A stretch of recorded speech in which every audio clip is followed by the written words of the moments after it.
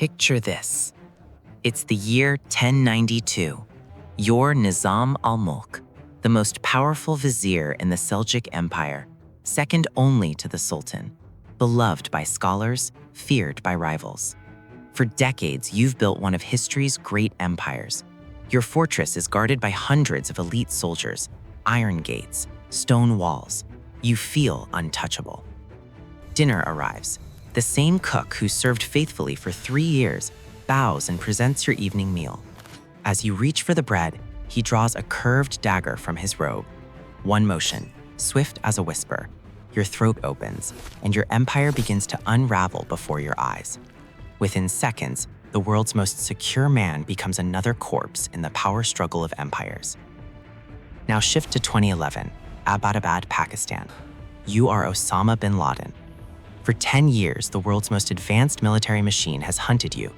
You've built a fortress with 18-foot walls, no phone lines, no internet, just silence and paranoia. You burn every scrap of trash. Your couriers travel in circles. You've outwitted the CIA, the NSA, and every spy network on Earth. Until, just after 1 a.m., 2 helicopters carve through the night sky, so quiet you'll never hear them. 23 men descend from the clouds, moving like shadows. 38 minutes later, you're dead. A decade-long empire collapses overnight.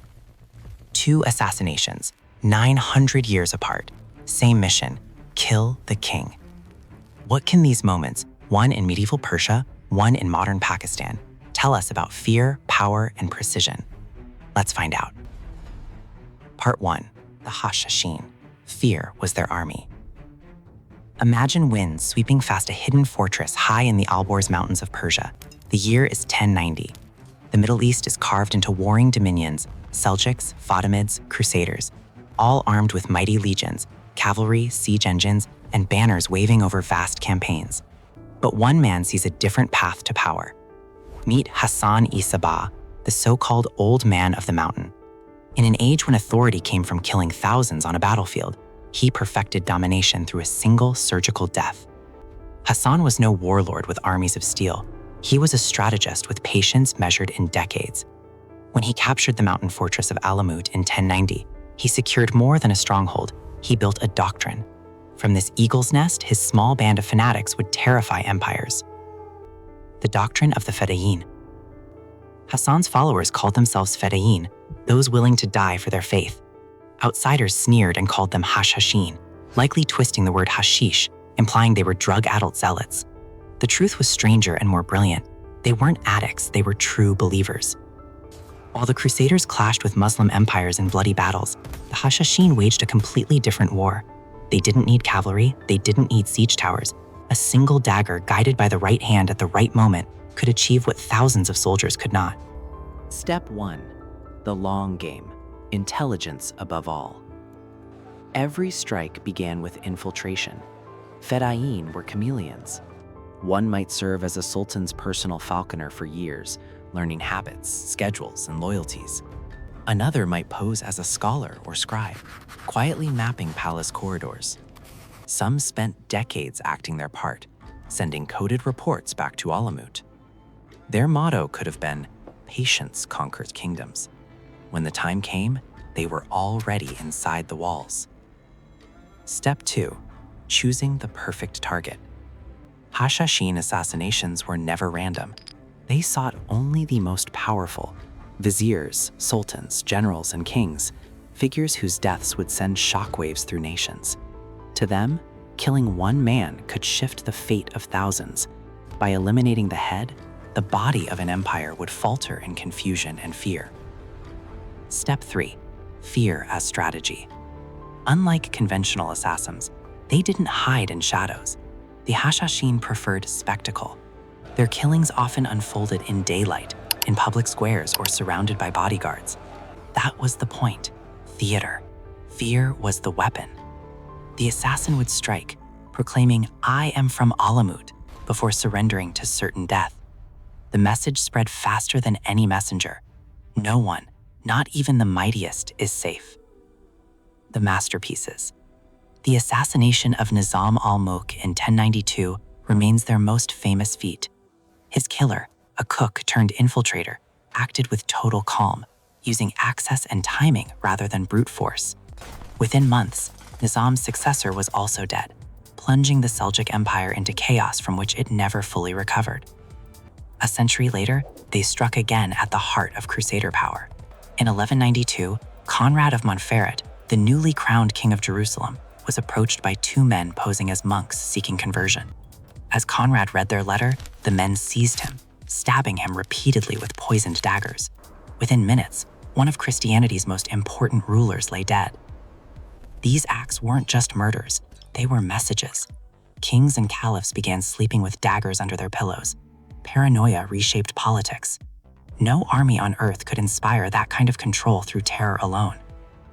A chronicler once wrote, "A single assassin was worth 10,000 soldiers." Hassan had discovered the terrifying economy of fear. Part 2. SEAL Team 6, The Machine. Fast forward nearly a millennium. The tools have changed. Satellites replace spies, drones replace scouts, but the mission is eerily familiar. May 1, 2011, Langley, Virginia. A decade after 9/11, the United States had one name left unchecked on its most wanted list: Osama bin Laden. He was more than a man. He was a symbol of invincibility and evasion. After years of dead ends, a courier named Abu Ahmed al-Kuwaiti led the CIA to a peculiar compound in Pakistan. No phone lines, no internet, no trash taken out. The walls loomed 18 feet high. Someone important was clearly hiding there. For months, surveillance drones circled overhead. Analysts tracked every shadow, every fire, every person who entered. They even built a replica compound at a secret base for rehearsals. The US had found its Alamut. Enter SEAL Team 6. Officially known as DevGru, this elite squad represented the pinnacle of special warfare. Out of thousands of Navy SEALs, only a few hundred survived the selection. Men capable of operating underwater, in free fall, or under unrelenting psychological stress. They train relentlessly for chaos, fast roping into hostile zones, flipping upside down in submerged vehicles, clearing rooms in total darkness. For these men, failure is not an option, it's extinction. Operation Neptune Spear. The mission brief was straightforward yet insane. Infiltrate sovereign Pakistani airspace, kill or capture Osama bin Laden, exfiltrate before anyone reacts. The risks were enormous. Pakistan's military academy sat barely a kilometer away. If radar picked them up, it could trigger a war between nuclear-armed nations. The SEALs flew in two modified stealth Blackhawks, coated with radar-absorbent materials and equipped with noise reduction rotors. They'd never been used in combat before. When one helicopter crashed while landing inside the compound, training saved the mission. Without panic, the team adopted, reformulating entry angles and code phrases mid-operation. The 38-minute war.